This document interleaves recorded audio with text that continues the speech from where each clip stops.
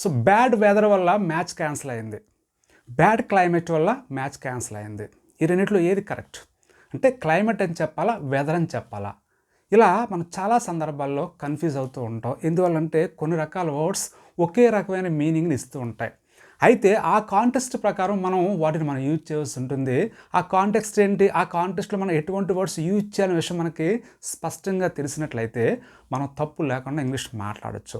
Friends, ఎక్స్క్లూజివ్గా ఈ video లెసన్లో 5 రకాల కన్ఫ్యూజింగ్ వర్డ్స్ గురించి మనం తెలుసుకోబోతున్నాం. Okay, so without wasting time let's get started. Hi, this is Venkat. Welcome back to our channel learn English Venkat. First sentence చూద్దాం. I am very thankful to the God లేదా I am very grateful to the God. ఈ రెంట్లో ఏది correct? Guess చేయండి. మనం ఎప్పుడైనా సరే God గురించి ప్రస్తావించేటప్పుడు, అంటే దేవుడి గురించి మనం ప్రస్తావించేటప్పుడు మనం ఖచ్చితంగా థ్యాంక్ఫుల్లే యూజ్ చేయాలి, గ్రేట్ఫుల్ యూజ్ చేయరాదు. So I'm very thankful to the God అని చెప్పాలి. గ్రేట్ఫుల్ అనేది మనం హ్యూమన్ బీయింగ్స్ని రెఫర్ చేసేటప్పుడు చెప్పాల్సి ఉంటుంది. Example, I'm very grateful to my friend అంటే నా ఫ్రెండ్కి నేను కృతజ్ఞుడై ఉంటాను. ఇక్కడ మనం దేవుడి గురించి చెప్పేటప్పుడు థ్యాంక్ఫుల్ యూజ్ చేయాల్సి ఉంటుంది. Okay, right. Next one, we have lived in that rented house అనాలా, రెంటెడ్ హోమ్ అనాలా? రెంటెడ్ హౌస్ అనాలా, రెంటెడ్ హోమ్ అనాలా? చెప్పండి. రెంటెడ్ హౌసే అనాలి. ఎందువల్లంటే మనం టెంపరీగా ఏదైనా ఎక్కడ నివసించినట్లయితే దాన్ని మనం హౌస్ అని చెప్పొచ్చు. అలాగే మన గురించి అంటే మనం నివసించిన ఇల్లు గురించి చెప్పేటప్పుడు హౌస్ అని చెప్పాల్సి ఉంటుంది. అలా కాకుండా వేరొకరు గురించి మనం ప్రస్తావించినప్పుడు హోమ్ అని చెప్పాలి. For example, this is their home అని చెప్పాలి, అంతేగాని దిస్ ఈజ్ దేర్ హౌస్ అని చెప్పరాదు. దిస్ ఈజ్ మై హౌస్ అని చెప్పాలి, దిస్ ఈజ్ మై హోమ్ అని చెప్పరాదు. That is the major difference. అలాగే మనం టు అనే ప్రిపోజిషన్ని హౌస్ ముందు యూజ్ చేయొచ్చు, కానీ హోమ్ ముందు యూజ్ చేయరాదు.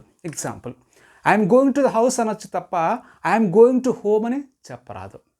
Okay, I hope you understand. అంటే గోయింగ్ టుని హౌస్ ముందు యూజ్ చేయొచ్చు, కానీ గోయింగ్ టుని హోమ్ ముందు యూజ్ చేయరాదు. సింపుల్గా ఐఎమ్ గోయింగ్ హోమ్ అనాలి. Okay, next one, due to bad climate the match was cancelled. Due to bad weather the match was cancelled. Which one is right? So weather is the right. ఎందువల్లంటే weather అనేది particular టైంలో అంటే ఒకానొక సమయంలో ఉన్న వాతావరణం గురించి తెలియజేసేటప్పుడు మనం వెదర్ యూజ్ చేస్తాం. అదే క్లైమేట్ అనేది దీర్ఘకాలికంగా అంటే ఒక లాంగ్ పీరియడ్ ఆఫ్ టైం ఒక వాతావరణం గురించి మనం చెప్పేటప్పుడు క్లైమేట్ యూజ్ చేయాల్సి ఉంటుంది. కాబట్టి ఇక్కడ ఆ రోజు గురించి అంటే ఆ మ్యాచ్ జరిగే సమయం గురించి మనం ప్రస్తావించాం కాబట్టి ఇక్కడ మనం ఖచ్చితంగా వెదర్ యూజ్ చేయాల్సి ఉంటుంది, not climate. Okay, right. Next one, she is alike her mother లేదా she is like her mother.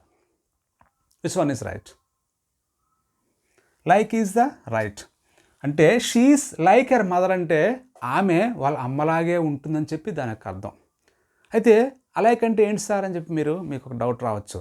Alike అనేది వేరేలా యూజ్ చేయాలి. ఎలా అంటే she and her mother are alike అంటే ఆమె వాళ్ళ అమ్మగారు ఒకేలా ఉంటారని చెప్పి అలాంటప్పుడు అలైక్ యూజ్ చేయొచ్చు. అంటే వాక్యం ఎండింగ్లో అంటే సెంటెన్స్ ఎండింగ్లో అలైక్ యూజ్ చేయొచ్చు, కానీ ఇలా మధ్యలో అలైక్ యూజ్ చేయరాదు. That is the difference between alike and like.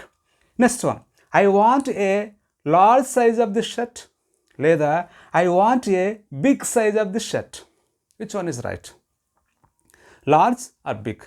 మనం లార్జ్ కానీ బిగ్ కానీ రెండింటిని కూడా పెద్ద అన్న మనం మీనింగ్లో యూజ్ చేస్తుంటాం, పెద్దది అన్న మీనింగ్లో యూజ్ చేస్తుంటాం. అయితే ఇక్కడ లార్జ్ అనే యూజ్ చేయాలి, బిగ్ యూజ్ చేయరాదు. ఎప్పుడైనా సరే మనం క్లోత్స్ గురించి ప్రస్తావించినప్పుడు జనరల్గా మనం లార్జ్ అనే పదాన్ని యూజ్ చేయాలి తప్ప బిగ్ అనే పదాన్ని యూజ్ చేయరాదు. Okay, right. సో ఈ విధంగా మనం ఇటువంటి వర్డ్స్ని ఎలా యూజ్ చేయాలి ఆ కాంటెక్స్ట్ ప్రకారం విషయాన్ని మనకు తెలిసినట్లయితే మనం చాలా ఈజీగా కంఫర్టబుల్గా తప్పులు లేకుండా ఇంగ్లీష్ మాట్లాడగలం. Okay, right. సో మీకు ఎటువంటి డౌట్స్ ఉన్నా సరే కమెంట్స్ రూపంలో అడగండి, నేను వాటికి ఖచ్చితంగా ఆన్సర్ చేయడం జరుగుతుంది. If you want to learn English easily just watch videos on my YouTube channel, that is learn English with Venkat. Thank you for watching.